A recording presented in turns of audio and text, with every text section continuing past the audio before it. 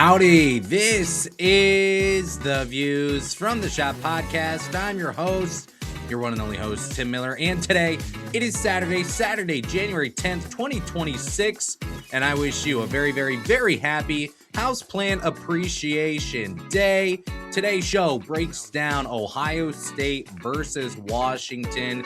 This game will tip off tomorrow on Sunday, 6 p.m. Eastern, 3 p.m. local out there at Washington on Peacock. I believe that's correct. You can check me and let me know if I'm wrong there. But the Buckeyes will take on the Huskies after a big win over Oregon. This one, a quad 2 win for Ohio State. A road win for Ohio State. In the Ohio State against Oregon recap show, talked about kind of how Ohio State's resume is really starting to stack up. It's very early. We're in the very beginning stages of being able to stack up resumes from one team to another. But Ohio State starting to build some road victories, starting to build some wins in the quad 1 and the quad 2 area, and no losses in quad 3 and quad 4. This one for Ohio State is going to be big. It's going to be a quad 1 game for Ohio State. As long as Washington stays in the top 75 in the net, it will be a quad 1 game for Ohio State. Win or lose doesn't matter in terms of the result. Just matters that Washington stays in the top 75. So that's something to keep an eye on as the season moves along. Also, as the season moves along, please make sure you subscribe wherever you get your podcast. This is the only Ohio State basketball exclusive podcast previewing and recapping every single game, no matter what, unless there's a puppy that does not allow me to record an Ohio State against Oregon preview. Other than that, we just get after it all year long. And by the way, you should subscribe on YouTube. You should like the video. If you're watching on YouTube right now, please like the video. That always helps a bunch. And whenever I ask people to do it, you do it. And I appreciate that. So please like the video. Throw down your score prediction for this game. Make sure you're following on all the socials. And then, of course, there's the Substack, Views from the Schott Podcast.substack.com. Type it in once, subscribe. You never have to type it in again. That's where I post a bunch of content about Ohio State basketball, including game previews, news, updates, opinions, and it's got insider scoops as well. Make sure you go to the chat for that. I've had some people ask, like, you talk about this insider scoop, I can't find it. It's on the chat. You got to go into the chat. And if that's right for you, then you should do it. All righty. So thanks for being here today. It's a Saturday morning. It's a little gloomy. I, for one, am not excited at all about the national championship in college football. I look at college basketball and I love it. NFL playoffs, my team isn't in it. So we're all in on Ohio State basketball right now. Hopefully you're with me on that. So big game for Ohio State, just because this could be a quad 1 game and because Ohio State can start a winning streak here in Big Ten play. And I talked about this going into the season. I talked about it just days ago about how big this beginning of January slate is for Ohio State. There's a lot of games on here. All of them are winnable up until that Michigan game. I mean, obviously Ohio State could pull off a monumental a win, an upset against Michigan. But as you look at where Ohio State stands right now, where the conference stands right now, you've got some games here in the beginning of part January. You got to stack some wins because February gets very, very tough. So this is a big one for Ohio State to really build some momentum without Brandon Knoll, especially. So Washington stands at 9-6 right now. They're 1-3 in Big Ten play. Let me just refresh the net real quick to see if it updated last night. And it did. So these numbers were as of yesterday before the games took place. So let me just handy dandy Command F and find Washington here. Washington is 58th in the net. They have actually dropped 1 spot since yesterday. It doesn't really matter. Again, as long as in the top 75, it's a quad 1 game for Ohio State. As of yesterday, they're 48th in Ken Palm and 54th in Bart Torvik. As you look at kind of how the resume stacks up for Washington right now, so they lost respectfully to Colorado, and they lost respectfully to Baylor. The Baylor loss, not really bad whatsoever. That should always be a quad 1 game, I think. I guess I would assume it was a neutral site game. Should be a quad 1 game. Colorado loss, not great. They started off Big Ten play with a loss to UCLA. They then beat USC, and they beat Utah, as has Cal Poly. As has Kevin. They lost to Seattle in non-conference, not the Seahawks. Seattle, the college basketball team, the college or university. I don't know how they would describe themselves. Not a good loss there whatsoever. They've lost to Indiana and Purdue in each of their last two games. So as you look at kind of where they stand right now, the non-conference strength of schedule, according to Ken Palm, 291st. They start 1-3 in Big Ten play. I think they're a little suspect. I think the 9-6, it's fine. I don't really care about the record in terms of who they played so far and the results. They've played some tough games and they've lost most of them. 48th in Ken Palm, 54th in Bart Torvik. So the analytics and predictive measures say this Washington team is still pretty good. I'm curious, I guess, at this point. They haven't gotten blown out yet this year, which I think that has a lot to do with the Ken Palm and the Bart Torvik and things like that. I don't know how much respect I have for them at this point. Danny Sprinkle in his second year here with Washington. They only won 13 games last season, accepted 7 transfers to the roster this year. They've been very heavy on the transfer portal since Danny Sprinkle got there. One of which, Wesley Yates III, he broke his wrist. He's out indefinitely. He was the team's second leading scorer. Offensive rating has dropped from 121 down to 110.1 without him. Points per game follows suit, as that's fallen about 9 points per game without Wesley Yates III as well. So this is a different team without Yates III. And overall, I don't know how good Washington is, and that probably means to me that maybe Washington wins this game by 10 points. My assumption is no matter what happens, and I'm not going to get into a pick now, I think no matter what happens, we're going to see Washington keep this game close, or they may beat Ohio State and blow them out, but they're at least probably not going to lose by 15 points in this game. I don't think that's how this profiles. That's not who Washington has been this year. Again, I'm just not sure how much I buy into Washington really truly being one of the strongest teams in the Big Ten. They may be a top half team in the Big Ten. Even that might be asking a little bit too much from Washington. But as we get into their offense here, not bad. They're averaging 81.7 points per game, 117.4 offensive rating, 45.3% from the field, and 31.8% from the three-point line right now. They're 67th in adjusted offensive efficiency, according to Ken Palm. And again, that number may have changed by 1 or 2 spots based on the games from last night. But Washington's offense, there's really one thing you need to know. It is a paint first approach here for the Huskies. They are scoring 38 paint points per game. 46.5% of the points they score come in the paint, and 25.9% of their shots come from the paint as well, which is 7.7 percentage points higher than the NCAA average right now. So they want to get in the paint, and that's where they want to shoot from. That's where they want to score from. It makes sense due to that 3-point number being at 31.8%. You look at Hannes Steinbach. He's a freshman. He's scoring 11.7 paint points per game. I will talk about him later on here in the show. Zoom Diallo, 6'4" guard. He returns as a sophomore, 7.6 paint points per game. Desmond Claude. You look at Frank Kepnang as well. Wesley Yates was pretty big there. Obviously not anymore with the broken wrist. They all help out in the paint. They're right at the NCAA average, though, in terms of field goal percentage, on shots in the paint and on shots at the rim. So they shoot some more in the paint. They're not the most efficient. It takes a lot of shots, not a lot, but the average amount of shots, I guess, in the NCAA in order to actually score there in the paint. This is just a team that wants to penetrate, drive, slash, etc. That's who they are. A lot of ISO ball. The stats prove it out. They've just got a 49.3% assist rate. That's 14th percentile in college basketball so far this year. So in the games of Washington that I've watched this year, which I think it's just one that I watched. Which game was that, actually? I'm curious now. That would have been the Washington against USC game. That is the one game that I've watched live from Washington this year. I try to watch. I have like some kind of fuzzy on my glasses. It's bothering the daylights out of me as you watch me pick at my glasses on YouTube. I try to watch at least one game of every team Ohio State will play throughout the year live, just to get some more context on them. And then I go back and watch 3, 4, 5 games outside of that as well, because we record everything in this household and play it back on DVR. Great advantage of our modern TV technology here. The cloud is a wonderful thing. So, all that said, as I watched Washington play this year, the my assumption was ball sharing, assist rate probably not great. That's a long-winded way to say what I saw proved out by the stats. All right. So we got to talk about Hannes Steinbach. This is or Steinbach, sorry, 4-star who comes in from Germany.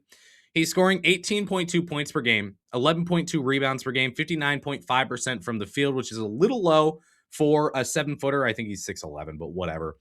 And 38.9% from the three-point line. So we stop there. We look at the field goal percentage being a little low, the three-point percentage being pretty high.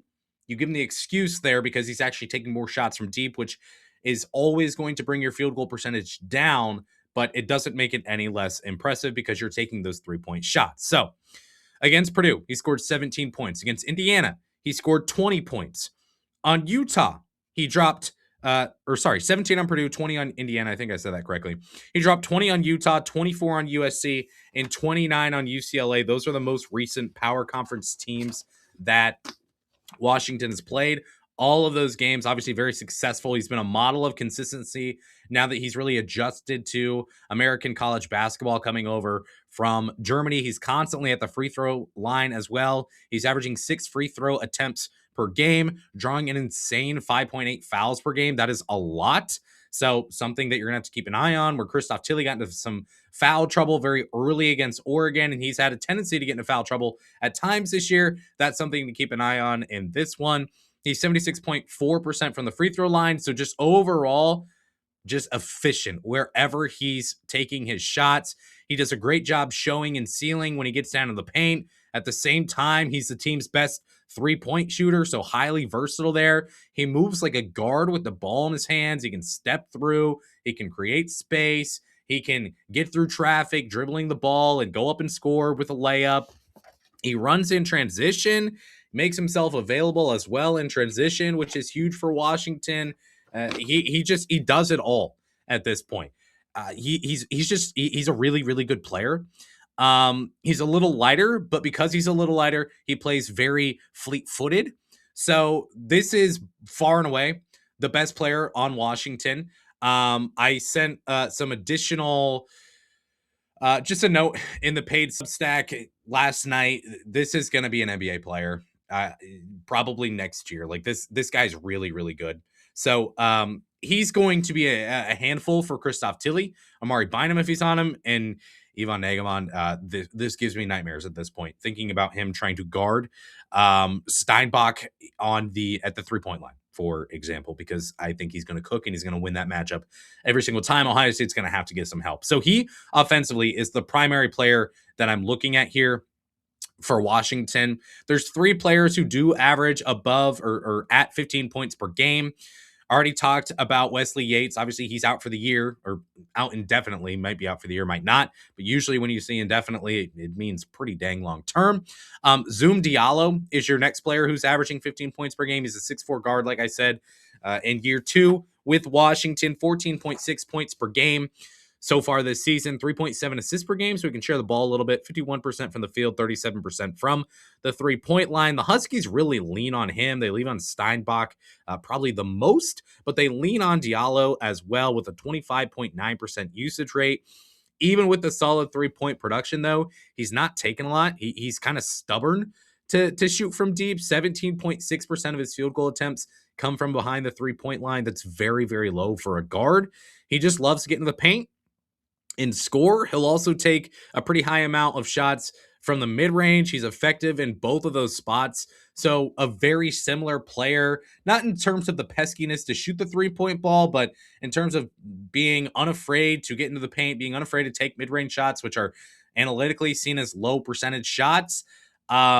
Very similar to a Bruce Thornton type, I guess you could say. You look at Desmond Claude, he transfers in from USC. He's averaging 14.5 points per game, so you round up, you just get to 15. 2.1 assists per game. He's shooting at 43% from the field and 31% from the three-point line. This is another player who just does not want to shoot it from deep. He will pump fake with absolutely no intention to shoot the three-pointer. Watch it in this game against Ohio State. Watch the amount of times he pump fakes and just hope that no one bites. Hope that no Ohio State defender bites, because they shouldn't, because he will pump fake and pump fake and pump fake, and it's just like, it's his default. He's tapping X and then he's driving. He's holding right trigger and driving. That's a reference for the Xbox players who grew up on Xbox. On PlayStation, I don't know. It's like right RL2 or something. I don't. It's not important. Not important. That kind of threw me through. That was a curveball there. Anyways, again, just like Diallo, can't force him to shoot the three ball. He averages 9 2-point attempts per game. That's 97th percentile in college basketball. Yet he's only making 46.5% of his attempts from inside the arc this season. So Claude, Diallo, those are two players who really want to drive and penetrate and score inside. It's clearly been the Washington way this year, is they're not interested in taking threes. They're interested in getting it inside and scoring on driving. So I wish there was more to be said about their offense, but it's pretty simple. That's who the Washington offense is so far this year. So flip it to Ohio State side now. How does Ohio State defend inside in this one? They allow 29.7 paint points per game. That's pretty solid. Teams are shooting below 50% from inside the arc against Ohio State. That's a really, really good number. But here's the thing. Washington's entire focal point this year has been getting the ball inside and shooting it from there. Ohio State, percentage of attempts at the rim and in the paint against Ohio State are both below average. So the Buckeyes are not allowing teams to get into the paint and get to the rim and take shots. That's not where they're allowing shots to be taken so far this year. So you've got a strength on strength matchup here where stylistically, philosophically, these teams are going to butt heads, and we're going to have to see which team can win. Is Ohio State going to keep Washington out of the paint, or is Washington going to be able to get into the paint and score in this one? So that's a matchup to look at here in terms of the Washington offense against the Ohio State defense. Let's move on to the defense now for Washington. They're allowing 73.1 points per game so far this year. They've got 104.9 defensive rating, 42.7% of shots from the field go in, and 32.4% of shots from the three-point line are converted as well. And they are 52nd in the nation in adjusted defensive efficiency, according to KenPom. So defensively for Washington, they do not allow points in anywhere other than a half court, essentially. You want to run in transition? Good luck. Need my next page here. Sorry. Teams are scoring just 7.3 fast break points per game against Washington this year. That's good for 91st percentile in college basketball. So you want to score in transition. It's not going to happen against Washington. They're very stingy there. You want to score with extra possessions. Good luck. Washington's 71.9% defensive rebounding rate. That's pretty solid, but they don't allow second chance points. Just 10.2 second chance points per game allowed so far this year. That's a really good number as well. Would you like to score off turnovers? Maybe force some turnovers. Score off them. Good luck. You might be sensing a theme here. So they suffer, first of all, less than 11 turnovers per game. That leads to less than 12 points off turnovers scored per game. So that said, if we can't score off the fast break or in transition, if we can't score off the second chance, if we can't force turnovers and score there, how do we score? There's really one other answer, and that's in the half court. You just got to run sets and score against Washington. That's where they've been a little bit more vulnerable. So the defense, the style that Washington will play, you're not going to get to the rim. You're not going to shoot threes. That's what Washington has done so far this year, which is the right style, I think, to playing in this age of college basketball, where everyone wants to shoot threes. And if it's not going to be a three, it's going to be a shot at the rim. So only 26.4% of field goal attempts come at the rim. Only 37.4% of field goal attempts come from behind the arc so far this year against Washington's defense. Here's the thing, though. I'm not really sure that matters to Ohio State. Ohio State, not a big three-point shooting team so far this year, as we know. They're also pretty okay with shooting the mid-range. If Washington isn't going to allow you to get to the rim, obviously there's some players who would love to get there, Bruce Thornton, Christoph Tilley, chief among them, but there's also some players who are okay just shooting from the mid-range, and they'll take it. Just ask Bruce Thornton, ask John Wilby Jr., ask Devin Royal. Those are guys who are very comfortable shooting in the mid-range, shooting at the free throw line, shooting in the deep paint rather than shooting right up at the rim. Those are things that Ohio State is okay with doing at this point. So I'm not sure that stylistically that's going to be a problem for them in this one. I think Ohio State's going to be fine. They want to shoot from inside the three-point line, and they're okay taking shots from the mid-range. One other note here on the defense, by the way, Steinbach, he's absolutely a two-way player. He is an NBA player. He does a great job poking balls free, blocking shots. He's got a 1.8 steal rate, which is really good for a big. 2.9% block rate. This guy is just good. I'm telling you, he's going to score 20 plus points in this game, most likely. He's gonna pull in. He might get a double-double. He'll block a shot. He'll poke some balls free. Christoph Tilly's gonna have to play strong. Ivan Negevon is going to have to play very, very, very strong in this one, and just be aware when the ball is in his hands. That matchup really does scare me at this point. But overall, Steinbach is a really good player. You're gonna watch a future NBA player here on Washington. So keys to the game for Ohio State in this one. I've got two. The first of which should be pretty simple. Actually, both of these you should probably be able to understand. So, number one, keep Washington out of the paint. Obviously, offensively, you cannot let Washington slash and score. That's what they want to do. Obviously, it's quite easier said than done. I was hoping for more of a stark difference here in wins and losses when it comes to their paint scoring. In wins, Washington scores 39.1 paint points per game. In losses, they score 36.3 paint points per game. So there's not a huge difference there. Pretty much, Washington's going to get into the paint and they're going to score whether they win or lose. They're going to pound their fist on the table and they're going to say, "Darn it, we're getting in the paint, we're shooting, and we're going to score. And we're going to shoot so many times there that we do score a lot." That's Washington's philosophy. So as you look at Christoph Tilly, as you look at Amari Bynum, as you look at Bruce Thornton, John Mobley Jr., Devin Royal especially, they're going to have to be prepared to slide the feet, to move laterally, to play strong, to wall up, to not foul, and to keep Washington from converting a bunch of shots in the paint, because that's where they want to go. If Washington hits some threes in this game, I think that's totally fine. That's not really what we've seen from them so far this year. Actually, I'd like to see, I'll pull up their 3-point numbers here in just a second. But overall, because of the philosophy that Washington carries offensively, where they really do just want to get the ball into the paint, Ohio State's going to have to be very, very strong there and not allowing that to happen. And as I get into their 3-point numbers here, it's hard to get there quickly while also talking at the same time. Here we go. Traditional shooting, courtesy of College Basketball Analytics. They have one game this year. Sorry, 2 games this year. The first game of the year, they made 10 3-pointers. That was against Arkansas Pine Bluff, nickname redacted. And the other game where they made 10 plus 3-pointers in a game this year was against Southern Utah. They won 105-69 in that one.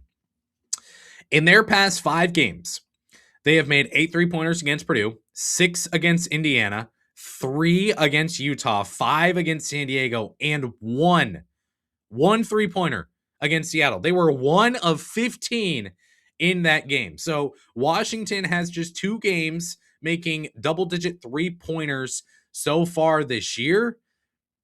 That's where Washington is not going to win this game, I would project. So that said, Ohio State's got to be good there in the paint defensively. The other thing Ohio State's got to do, this is another defensive key for the Buckeyes. They've got to play clean defensively. Here is a stark difference in the stats between wins and losses. The paint points didn't get me there, but then I found something else, and it's this.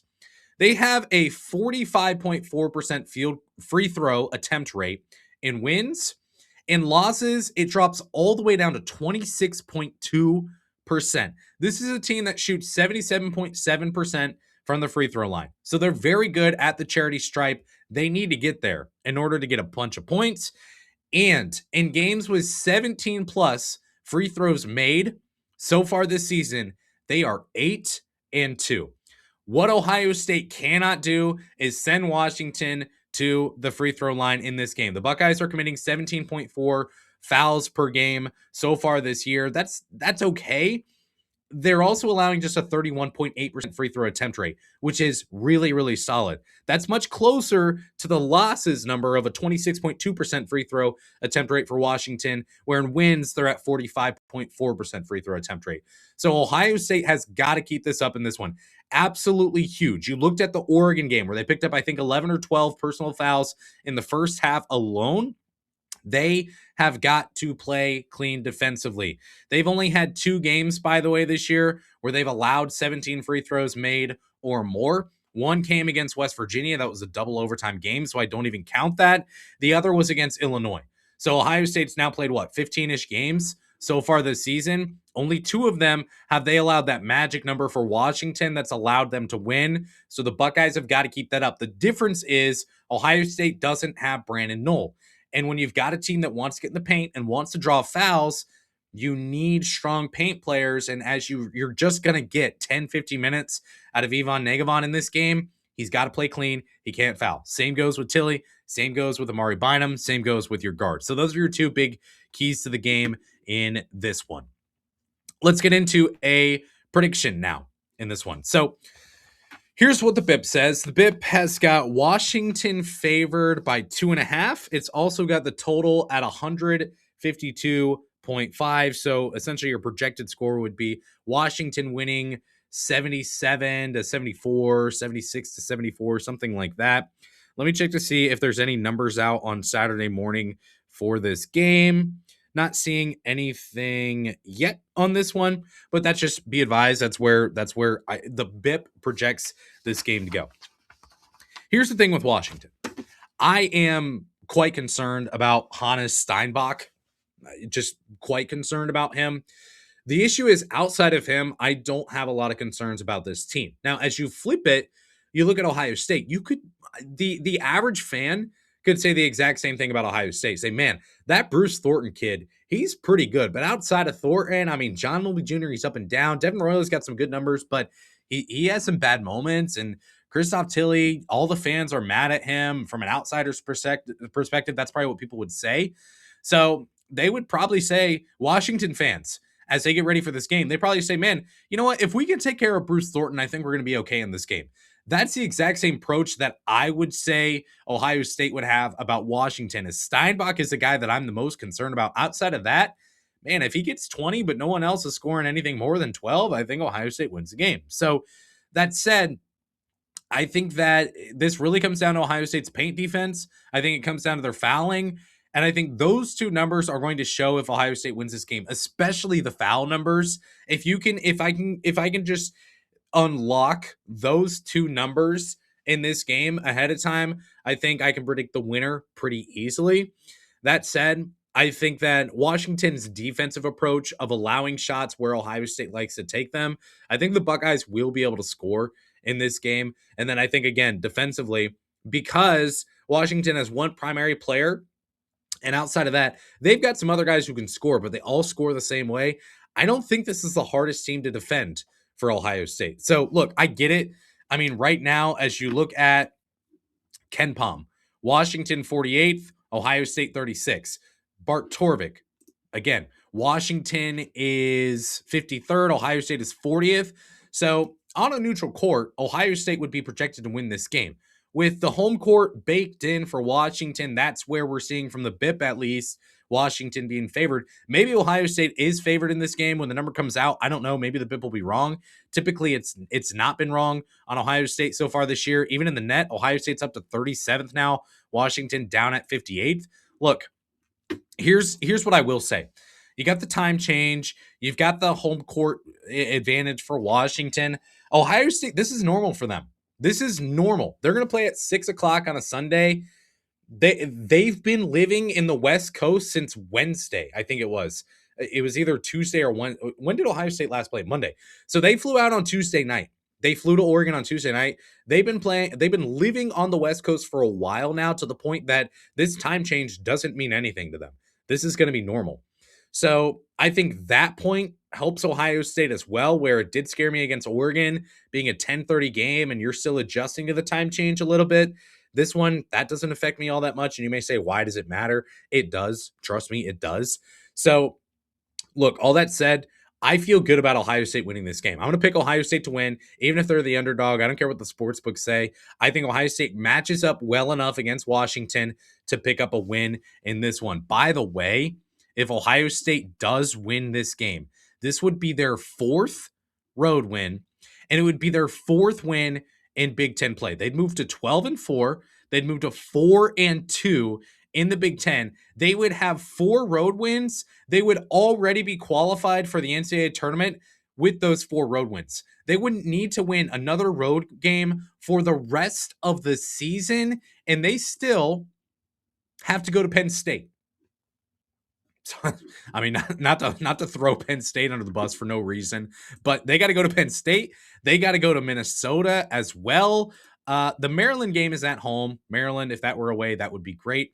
But they've got a couple more winnable games here. And why do I bring up the road wins? It's because traditionally, the baseline, you can go back and look at this, the bubble the past few years, you need at least 3 road wins to get into the NCAA tournament. If Ohio State can get there already, and if Ohio State can get to the point where they're kind of past that, then the committee can check that box and say, hey, look, Ohio State's done this, they've done that, they haven't done this, they haven't done that, but they've got the road wins. So they passed the test there. That's big for Ohio State as you look at the NCAA tournament, a team that, again, I fully expect to be on the bubble throughout this season, and hopefully they get in. But this is a big game for Ohio State. It's also a quad 1 game for Ohio State. So it's a big one. If Ohio State picks this one up, look, the football fans who have been worried sick about Bo Jackson all week, or maybe just mad at him, or pissed off about Indiana and Oregon and Miami and Ole Miss playing in the college football semifinal and wishing Ohio State got in there, look, that's fine. They're not going to look at how big this game potentially could be. They're just not going to know, and that's fine. Like, everyone is a different type of fan. A lot of fans most likely are all in on football. We know this, and basketball is kind of a byproduct, whatever passes the time over the winter. But if you're listening to this show, especially at this point, you know how big of a game this is for Ohio State, because the committee doesn't look necessarily, yeah, they split quad 1A and quad 1B up, but quad 1 is quad 1. And just because it's Washington, just because it's a block W that's purple and not a block M that's blue, doesn't mean this game is any less important. This is huge for Ohio State on the NCAA tournament resume. And if they win it, man, Ohio State early, or it is very early, but early in January, Ohio State's starting to build a resume to the point where they can be on the good side of the bubble, not the bad side of the bubble, which is where they've been over the past couple of years when they've even been on the bubble. So that would be a refreshing change for Ohio State basketball at this point, as we continue to hope that they get back to where they should be and where they've been from 05 to 2015, 2016-ish. All right. We'll be back Sunday night, Monday morning, something like that. You know my deal at this point. Unfortunately, our Sunny, our golden retriever puppy, does make my life a little bit more hectic. I am freaking tired as all get out, but here we are. Just grinding away on a podcast. So I'll get it out either Sunday night or Monday morning. Might go live, might not sure at this point. But that said, appreciate you being here today. Looking forward to getting back together with you after Ohio State plays Washington. Until next time, I will shut up. Before you shut me off, go Bucks.